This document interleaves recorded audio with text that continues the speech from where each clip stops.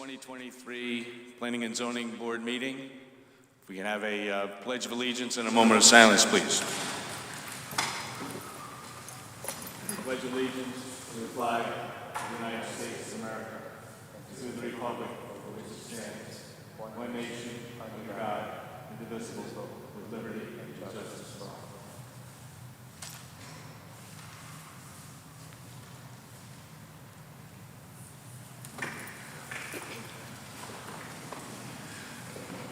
Good evening, and for the record, I am Vice Chair Bob Sadi. The chair will not be present this evening, and we still have an open seat on the board, so with that, we'll go to the second part of our agenda of the roll call. Please, Meg. Mr. Austin, present. Excuse me. Mr. Castagnoli. Here. Mr. Hirsch. Here. Mr. Cater. Present. Mr. Collegian. Present. Mr. Mortimer. Present. And Vice Chairman Sadi. Yeah, go ahead. Present. And we have one that's been excused already. Mr. Zacharides and Chairman Quish are excused. And we do have one seat that still has not been filled. So we have new business, 4 items that are related to a referral of CGS 824. I see Attorney Burcham here. Is the plan to take each one individually, or we have to vote individually? You can vote them all at once if you choose, unless Mr. Burcham thinks it's wise to vote them any other way. What is your preference, Attorney Burcham, please? Good evening, Mr. Sadi and members of the board. One vote is fine. Okay. So if we could, just for the record, it's item number 1, 4464 River Street, a referral pursuant to 824, map 54, block 322, parcel 4. Number 2 is 140 High Street, again at 824, to approve an easement at map 54, block 322, parcel 1. Number 3, 0 Railroad Avenue, referral pursuant to 824, to approve easements in map 54, block 322. Parcel 28A, and item number 4, 0 River Street, referral pursuant to 824 to approve easements at map 54, block 322, parcel 4A. You have the floor, Attorney Burcham. Thank you. Thank you, Mr. Sadi. Just by way of background, these easements, I look at them as 2 easements. If you look at items 2 through 4, 145 High Street, 0 Railroad Ave, and 0 River Street, is essentially one easement. It's an emergency access easement, allowing access for fire emergency apparatus from River to High Street across the city parcels, which are now surface parking lots servicing the train station. If you recall, we had endeavored for a lengthy period of time, it felt like the entire time of COVID, trying to get Railroad Avenue as a 2-way street with this Department of Transportation. We were unsuccessful in those endeavors. And then I believe in February, this board approved modifications to Metro TOD LLC's site plan for the future development of 4464 River Street. As a result of that approval, which even on that site plan, there's 2 easements. One is this access easement for emergency access, and one is along River Street, which is a construction and use easement. Because of the sidewalks, it's going to encroach a bit on the right-of-way of River Street. So those are essentially the easements that we're here before you seeking under 8-24 of our Connecticut General Statutes. Essentially, your purview is to determine whether these easements are consistent with the plan of conservation and development that we have. Subject to your referral, it will go before the Board of Aldermen. If it's a favorable referral from this board, a simple majority will be required. If it's an unfavorable referral by this board, it will require a supermajority by the Board of Aldermen to provide these easements to Metro TOD LLC. Thank you very much. Are there any questions for Attorney Burcham regarding the issues of items 1 through 4 in our new business? Mr. Chairman, is that a simple majority of the present people Dave. present, or a simple majority of the full board? It's a simple majority of those present. Okay. Any further questions? At this point, is any further need to keep this open? Seeing none, I will close this part, which is items 1 through 4 on new business. Any further discussion after closing it? Any motions? Mr. Mortimer, I'll recognize you, please. Thank you. Thank you, sir. Number 1, 4464 River Street. I move to approve as presented a referral pursuant to CGS Sections 824 to approve easements on map 54, block 322, parcel 4, of which the city of Milford is the owner.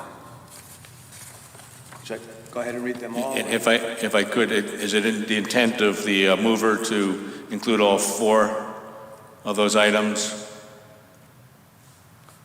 If it is, just you can go forward. Thank you. Yes, okay. Number 2, 145 High Street. I move to approve as presented a referral pursuant to CGS Sections 824 to approve easements on map 54, block 322, parcel 1, of which the city of Milford is the owner. Number 3 will be 0 Railroad Avenue. I move to approve as presented a referral pursuant to CGS Section 824 to approve easements on map 54, block 322, parcel 28A, of which the city of Milford is the owner. And finally, 0 River Street. I move to approve as presented a referral pursuant to CGS Section 824 to approve easements on map 54, block 322, parcel 4A, of which the city of Milford is the owner. Thank you. Do we have a second? Second. Note, Mr. Castagnoli is a second. Any further discussion on the motion made by Attorney Mortimer, Mr. Mortimer, and seconded by Mr. Castagnoli? Seeing none, can we get a roll call vote on this, please?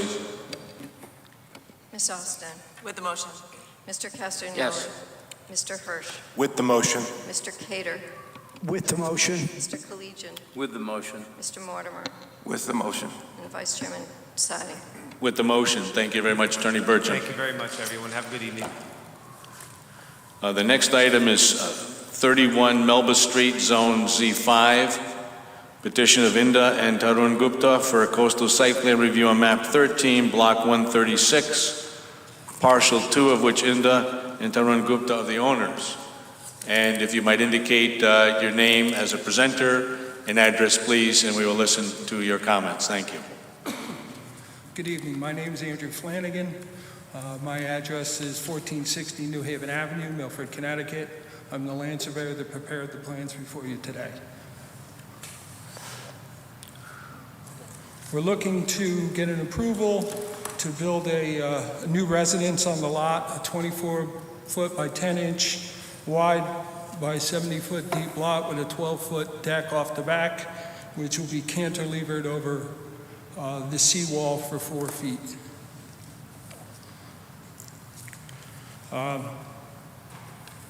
The plan calls for putting in a concrete driveway as well as city-required sidewalk and concrete apron. There's no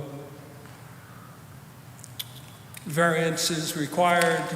We're within all the zoning requirements as been reviewed by the city departments, and reflected changes have been commented and put in. That's it. Thank you. Are there any questions? I'm sorry, we have a administrative summary of this one. If we could have the administrative summary, please, Mr. Zalkis. The applicant is proposing a new single-family dwelling of approximately 3,900 square feet and 35 and 8 1/4 inches in height. The property is in the VE 13 and AE flood zones. No adverse impacts to coastal resources are anticipated. The property is substantially zoning compliant. Thank you. Are there any questions by members of the board regarding this application? Seeing none, is there any reason why we should not close this hearing? Does that seem okay with you, Mr. Hirsch?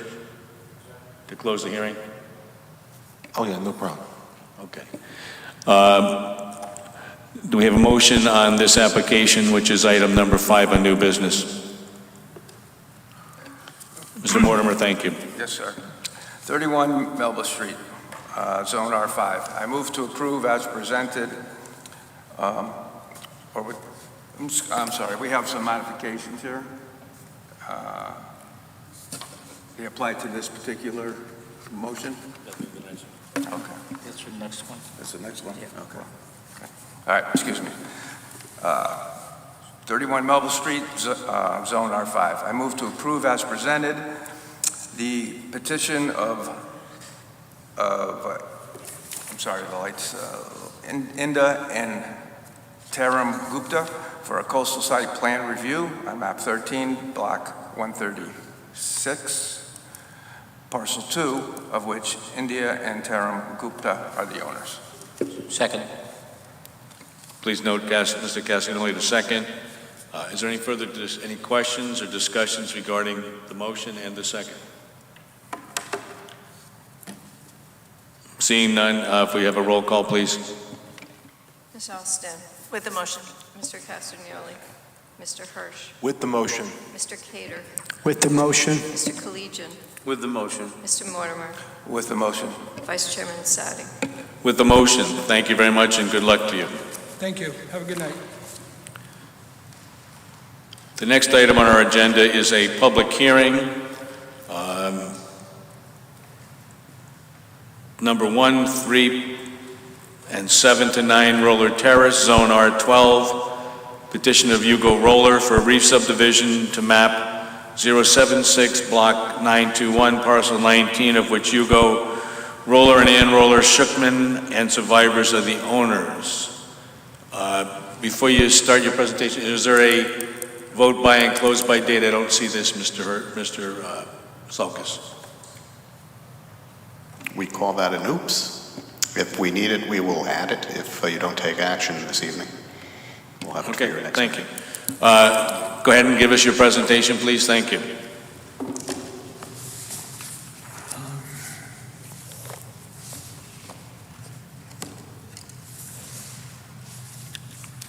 Good evening, ladies and gentlemen. For the record, I just want to clarify that the ownership of the property has changed. My mother passed away February 15th, 2022, and I am Excuse me, sir, just to interrupt.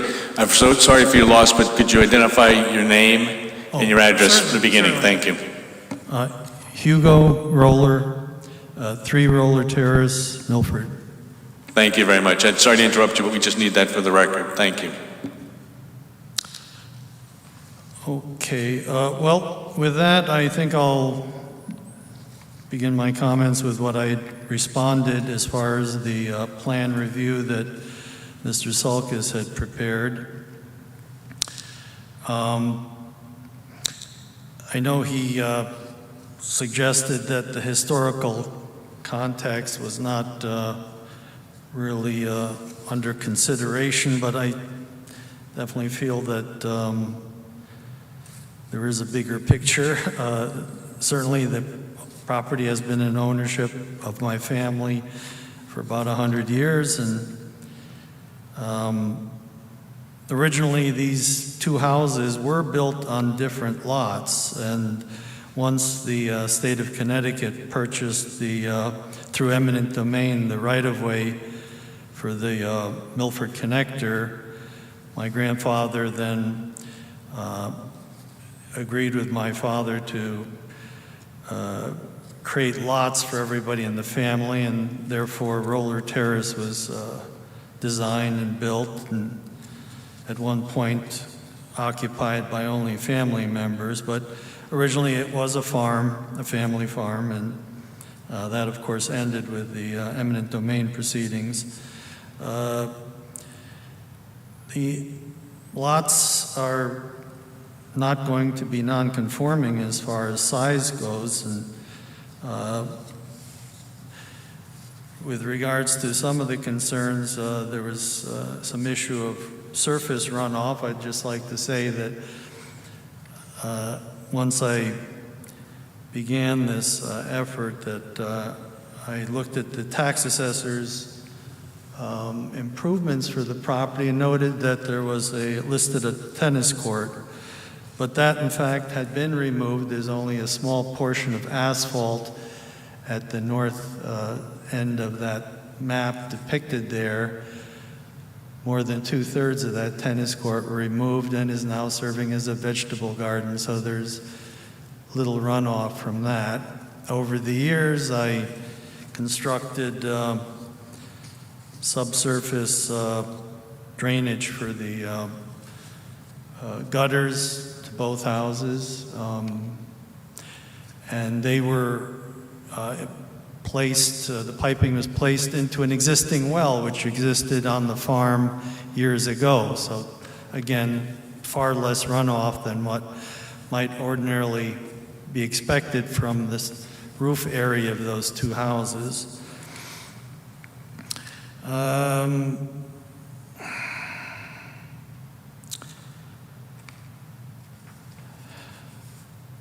Let's see here.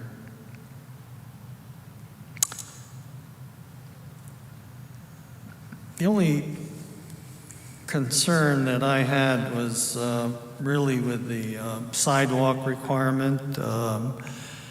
My father built the house at 23 Roller Terrace, which is adjacent now to where the two-family house lot would be. And he constructed that sidewalk in the front and extended it over so that he could walk from 23 over to 7 Roller Terrace if need be. And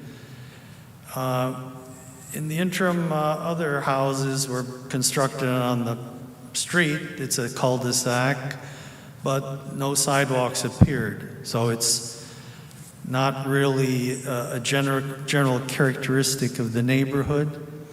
When you get to Meadow Street, if you take a left and go under the bridge, heading northward, you find that there's no sidewalks going under the bridge, nor are there going up to the bridge. If you walk down the Boston Post Road and go underneath that bridge, there's no sidewalks again.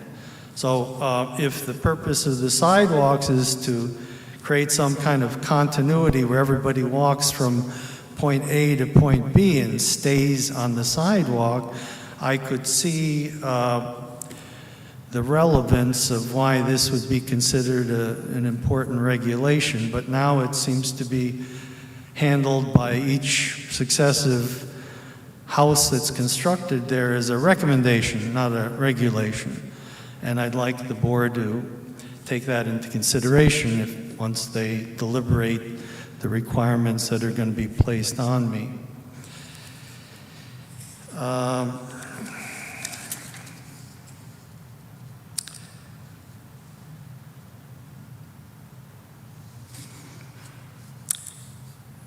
Well, I did in my comments list my age, which is certainly becoming an impediment to my active involvement in house maintenance, and so the ownership of two houses is just twice as much work as an ordinary homeowner would be required to undertake. And that's the main reason for subdividing it and placing the large house on the market. And I would just like to retain the apartment on the two-family house for myself for use.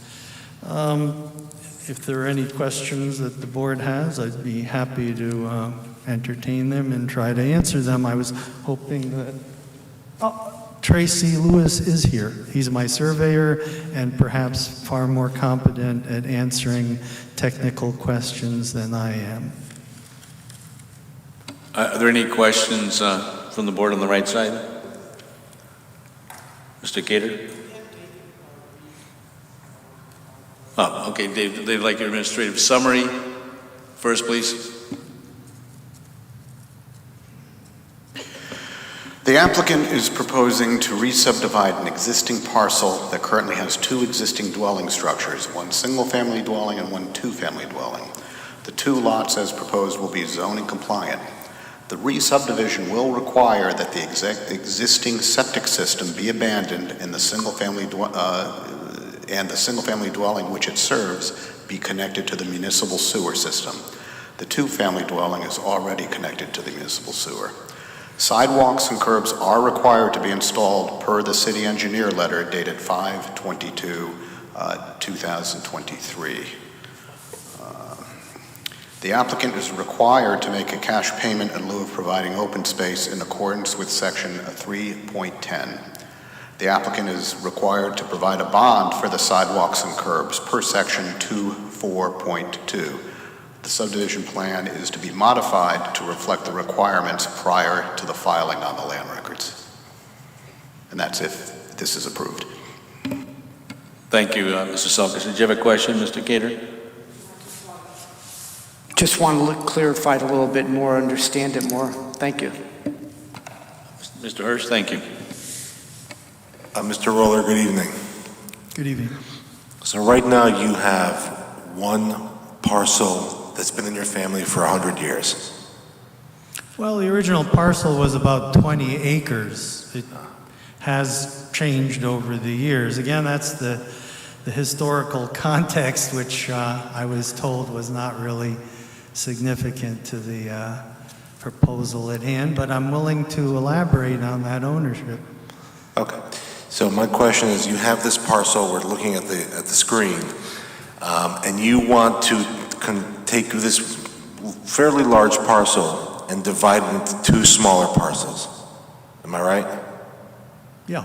Okay. And you saw the comments from Mr. Sulkus in terms of what needs to be done. Yes. Do you have any problem with those comments? No, I fully intend to hook up the sewer system. Absolutely. Can I ask David a question?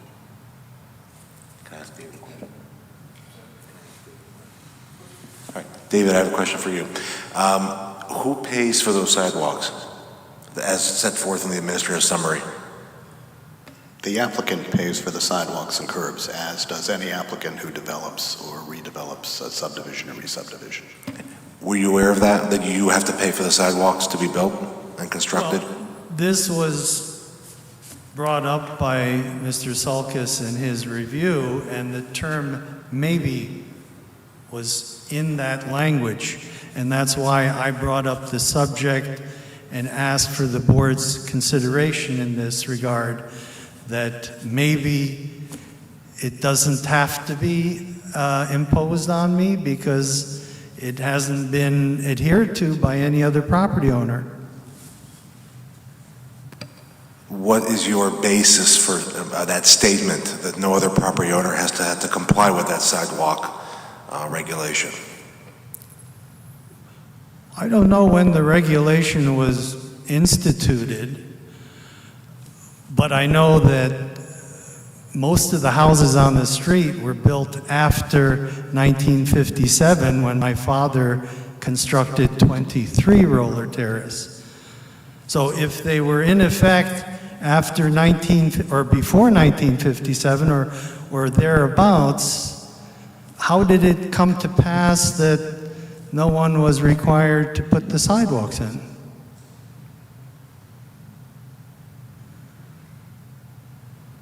Thank you. Any other questions? I have a couple, if I could, please. You had a 2-page letter that I thought was very helpful to myself, at least, in making this decision. But can you explain a little bit, as far as the Milford Connector, did a portion of the property get taken away by eminent domain? Yeah, a significant portion. I have the state of Connecticut survey of the taking, and it also shows the original lots that were owned by my grandfather, my father, and an uncle of mine. And Okay. what it left us with was a small percentage of what we originally owned. And in fact, I own to this day 1.6 acres on the north side of the Merritt Parkway Connector, which is landlocked. I had offered that in lieu of the open space requirement to the city via Mr. Sulkis, and he said it did not meet the criteria for such acceptance by the city for that purpose. Okay, I just want to interrupt you for a minute. I was going to ask you about that also. I'm not here to debate whether it's right or wrong, but you indicated that you're offering the city 1.6 acres of open space. Yes, instead of the requirement of, what was it, 10% or something? I understand that, but is it on the other side of the connector? the That is property? correct, yeah, it's on the north Okay. side of the Milford connector. The other question that I have for you, and maybe your surveyor will be better to give the answer, is approximately how many feet are we talking about for sidewalks? If either the surveyor knows or you know. I would guesstimate it. If you want a more accurate number, then I'll ask him to come forward. But I think somewhere's on the order of 150 feet. Mr. Lewis, would you suggest that that may be different, or would you agree that that's a rounded off number?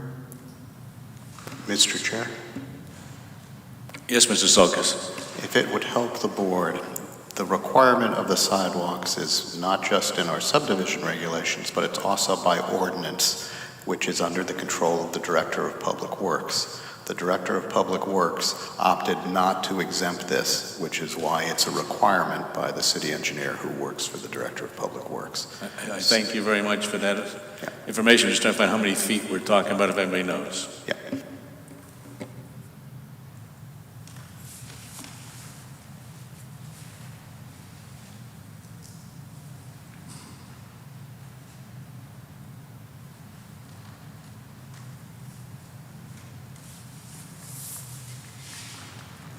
Tracy Lewis, licensed land surveyor, 260 Main Street, Monroe, Connecticut.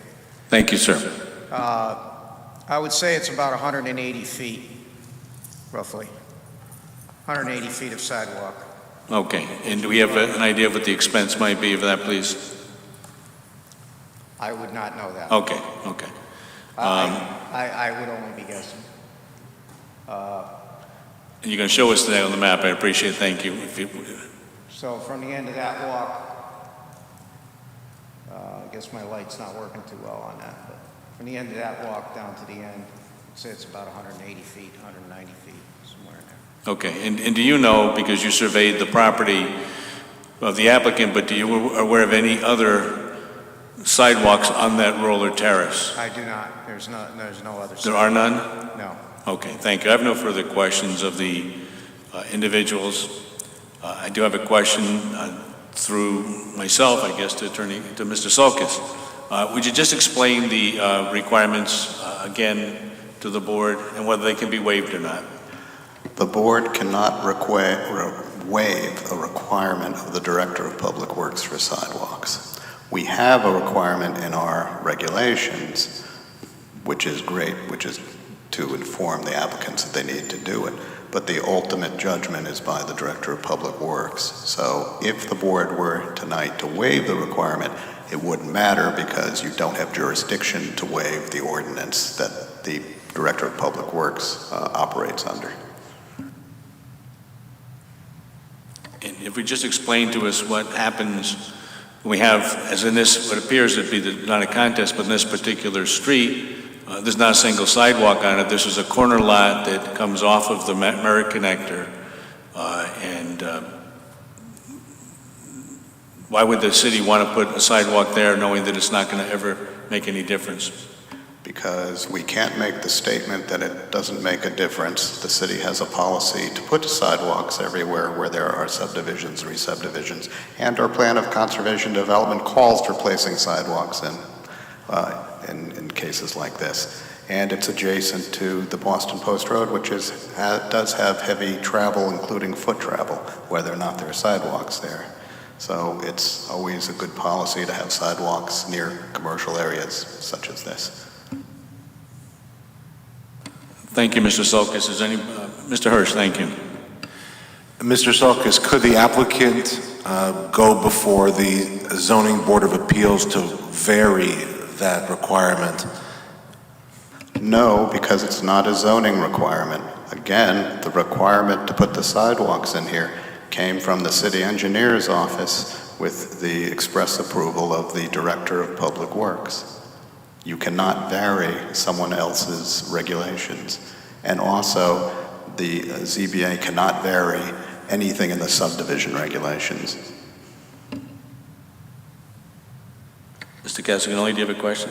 I just want to ask, Dave, I take it this is a common requirement? Every subdivision. Right, because Yeah. I've heard of other people who go on to get subdivisions, and that this is required, even if there are no sidewalks, in the area, they are required to put sidewalks in to get it started. That is correct. Thank you.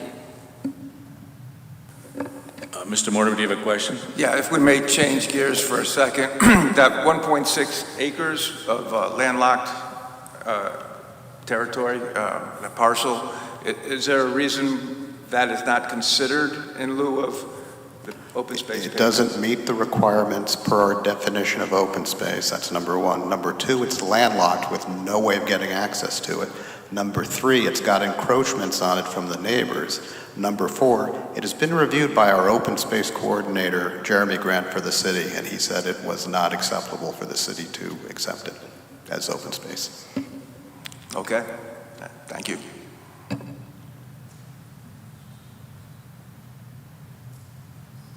Thank you. Mr. Hirsch again.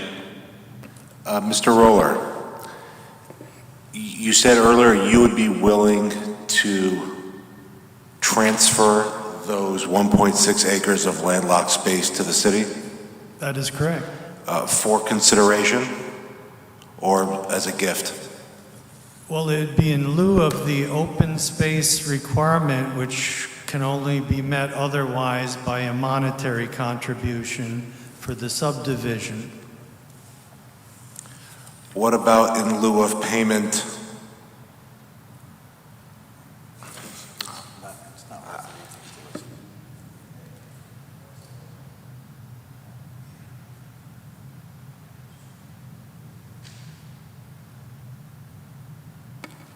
Have you been told, Mr. Roller, how much the payment would be for the city in lieu of the open space requirement of Section 3? That requirement is going to require also of me an appraisal, which costs money, so it'll be more than just a monetary contribution to the city. It'll be the cost of the appraiser as well.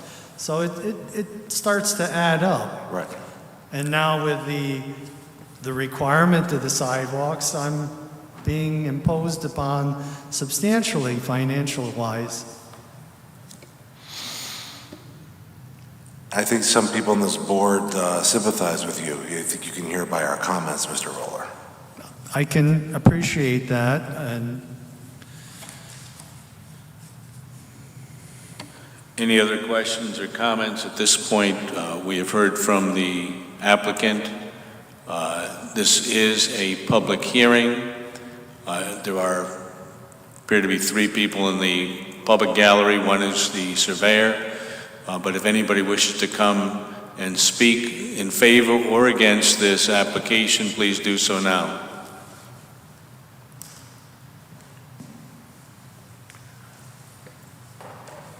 Again, it appears that nobody has come forward out of the members of the gallery. Is there any reason we shouldn't close this particular hearing? We've heard from the applicant, we've heard from Mr. Sulkus.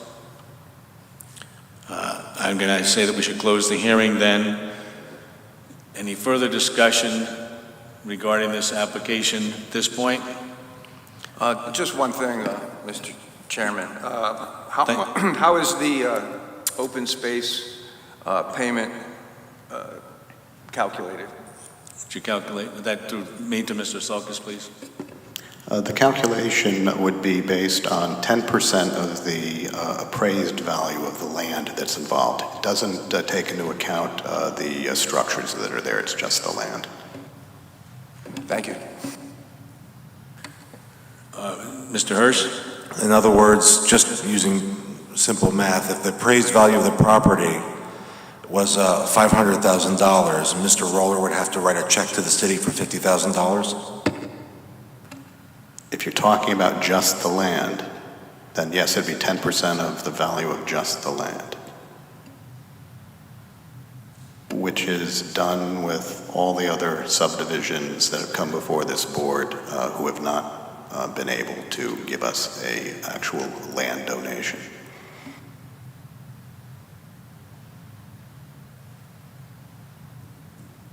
Okay, it appears that we have talked this through. Is there anybody that would like to make a motion? Mr. Chairman, or Mr. Vice Chairman? Yes, Mr. Hirsch. Yes, I just would like to, under the circumstances, that a motion to approve this request for a re-subdivision, perhaps we could take some of the sting out of the payment of that 10% if possible. The 10% is what our regulations say, which come directly from state statutes. So it's 10% for everybody who has to do this. That's why we have regulations, so they are consistently applied to anybody who comes with an application to the board. In my understanding, this was a discussion by you, Mr. Hirsch. I'm sorry? This was just a discussion further on? Well, we're talking. We're all talking here. Okay, but I was looking to see if anybody had a motion to make regarding this application. I'm not trying to cut off discussion, but I just want to, if we're done with the discussion, we should go to the motion. Is there a motion to be made? Mr. Mortimer, please.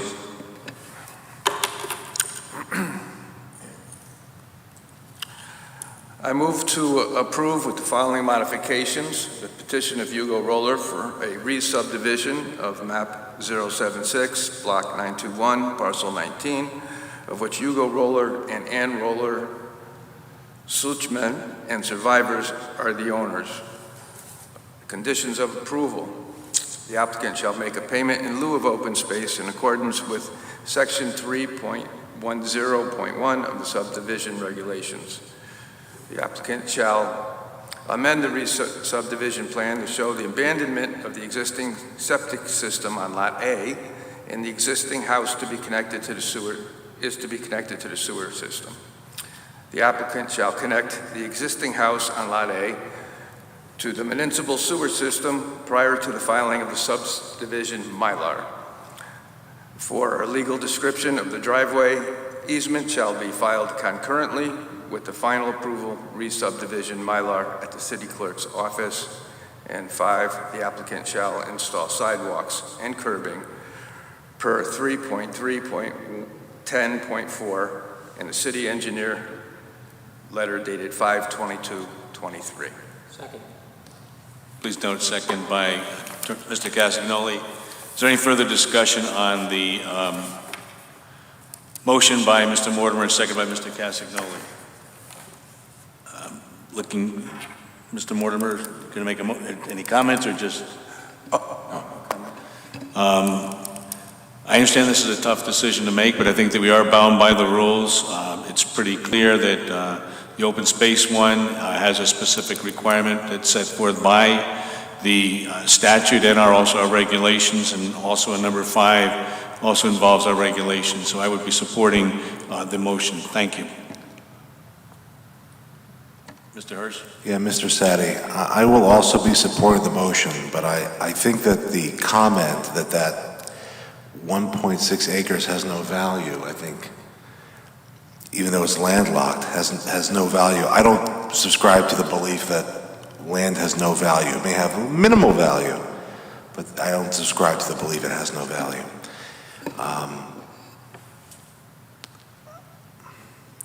I think I'm constrained by the regulations, and this gentleman's been and his family's had this property for a long time. That's all I gotta say. Just one. Could I make one additional comment? Over the years, I have Mr. Chair, the hearing is closed. Mr. Roller, at this point, thank you. Didn't mean to cut you up, but our comments were between the board now. Mr. Mortimer, you had a comment, I think? Yes. I would say if that property has very little value, then 10% of very little value is a very small payment. So I'm hoping that will hold true. I don't think the city views it as having minimal value since they collect taxes on it every year. Mr. Collegian, thank you. Respectfully, please, if you guys want to talk about this afterwards, go out and have a drink and talk about it. There's a motion, there's a second. Let's vote on this, please. We could deny the guy. Let's keep talking. Let's vote. Thank you very much, Mr. Collegian. If you would take the roll call, please. Ms. Austin, with the motion. Mr. Catsignoli. Yes. Mr. Hirsch. With the motion. Mr. Cater. With the motion. Mr. Collegian. With the motion. Mr. Mortimer. With the motion. Vice Mayor Chairman Sadi. With the motion. Thank you very much. This motion has passed. We have no old business that I'm aware of. There are no liaison reports. Are there any subcommittee reports? And I wasn't noted of any. Approval of minutes, May 2nd, 2023. Well, on subcommittees, the POCD did have 2 public hearings. Okay. But On I'm just saying, the- is there going to be a report? That's fine. I don't care. We'll do POCD first. Go ahead. We had 2 public hearings on the draft of the city plan of development, and I guess our consultant is now reviewing the comments that were made, and he will get back to us. Yeah, and just to add to that, Mr. Chair, comments are still open till this Friday. And what I'm doing is I'm taking all those written comments and forwarding them to the consultant, who will then update the draft as appropriate. You will be provided with, at the meeting on the 20th, the updated draft along with copies of the comments and how the comments were addressed or not addressed based on their submission and how they... Thank you. And Brian, I'm sorry, on the regulation subcommittee, yes, please.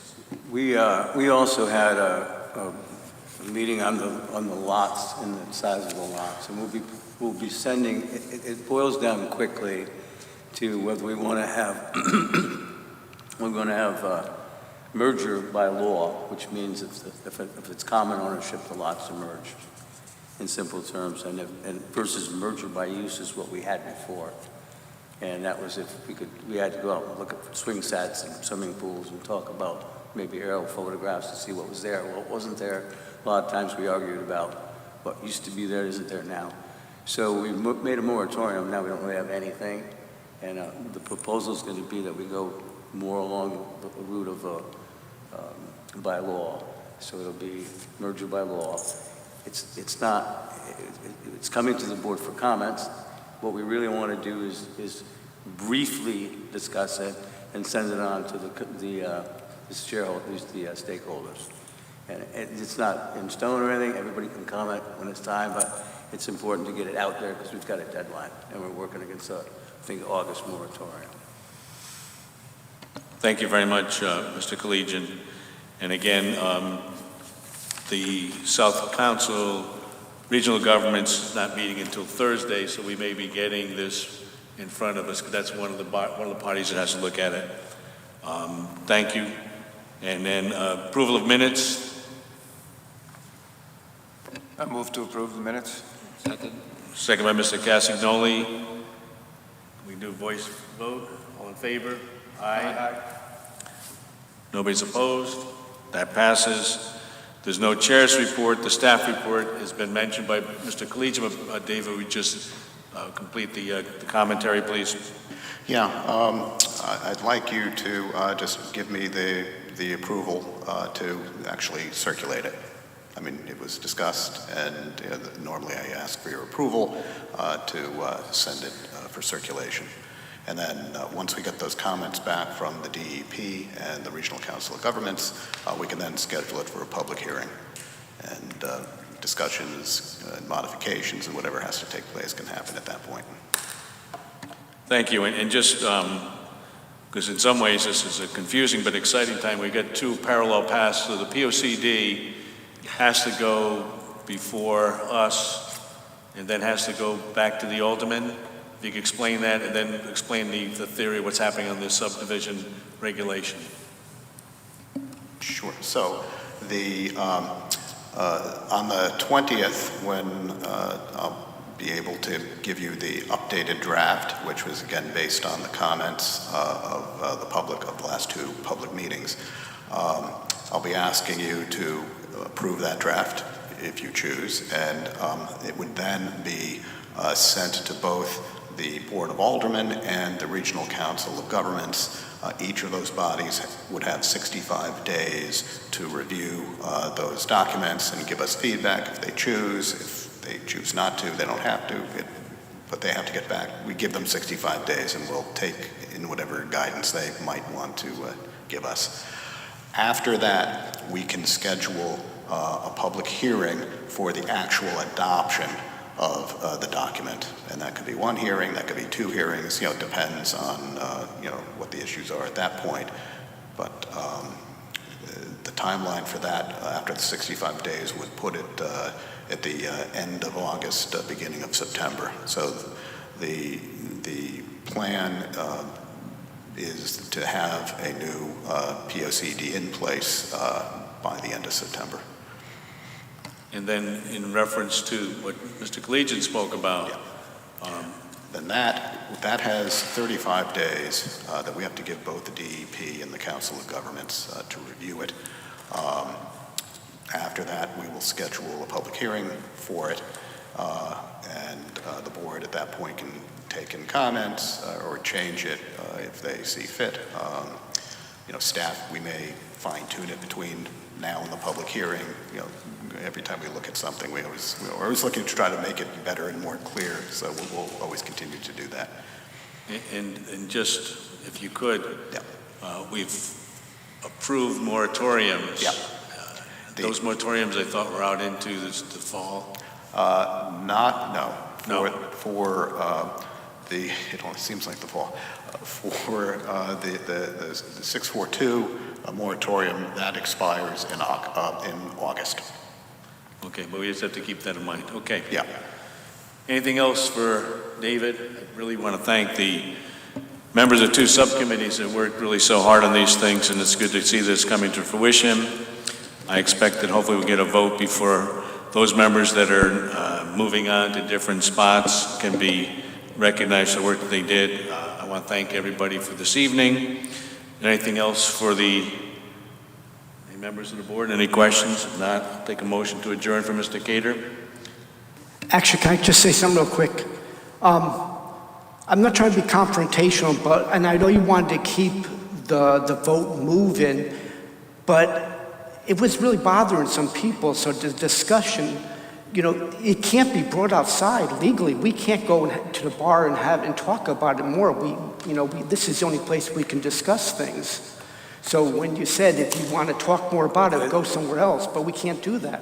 You got to remember, and again, respectfully, we're not a judicial board, and we're not here to weigh things and talk about things and maybe make a concession here and maybe get this wiggle through there. We're here to enforce the regulations that we already have. Now, we can make laws if we want to change those regulations, but when an applicant comes before us with an application and it's within the regulations, it's too late for us to be talking about whether that regulation is fair or whether he's had it for 100 years and we should give him consideration. We're here to enforce the regulations that we have. We're that board. And that's where it stops. Well, and I hear you, but I also would like to understand a little bit more. I mean, I know David spelled it out correctly, but I kind of agree with Etan. Well, then, I understand, then you need to go back and pull the book out and look at the rules and regulations, because it is in there. But don't we have a chance to talk about anything? No, because that is, if we were to make any type of concession, whether it was on the sidewalk or the open space, do you know how many lawsuits you can open yourself up to? Because we had to do it for everybody else. We can't just say, okay, well, I understand it's a hardship, And I get that. I totally respect that. But I wasn't But- suggesting that we waive anything. I just felt that maybe if people wanted to talk a little bit, this is where we talk. That's not really, I mean, what's Where- there where- to talk? where do we but- talk? But all I'm asking is, what are we going to talk about? It's in black and white that this is what the sidewalk requirement, this was what the If I don't open- understand something, or if somebody asks a question, I mean, where do you want me to ask a question? I can't ask it in a bar. We can't do it. We asked you a question. He was And he asking. answered it. Well, and so, it was brought up, anybody have any question, anybody want to discuss things? I thought we, as a panel, could talk about things and hopefully learn things. It's not like we're taking an extra 3 hours to talk for 5 minutes to maybe understand something. I wasn't suggesting waiving, it was a done deal. Thank you. I think that I probably should have got this off a little bit more, but it was something I thought we should have some discussion, but I think that the members are very clear. There's a rule, we have to follow the rule if the rule is met. I'm looking for a motion for adjournment. So moved. So moved. Thank you very much. So everybody in 2 weeks? All right, see you then.